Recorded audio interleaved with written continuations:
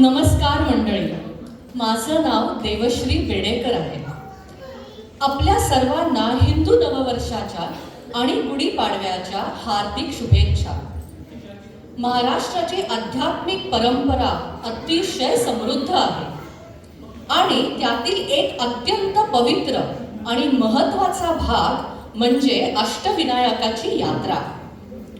अष्टविनायक म्हणजे गणपतीचे 8 पवित्र आणि जागृत स्वरूपे ही महाराष्ट्रात विविध ठिकाणी विराजमान आहेत. या यात्रेची विशेष गोष्ट म्हणजे प्रत्येक मंदिर हे गणपतीच्या वेगळ्या रूपांचे दर्शन घडवतो आणि प्रत्येक मंदिराशी एक वेगळी पुराणिक कथा जोडलेली आहे.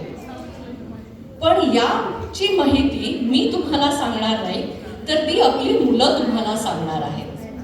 ते सुरू करण्याच्या पूर्वी मी राया पाटील ह्याला स्टेजवर बोलवते, जो आपल्यासाठी एक सुंदर गाणं म्हणणार आहे.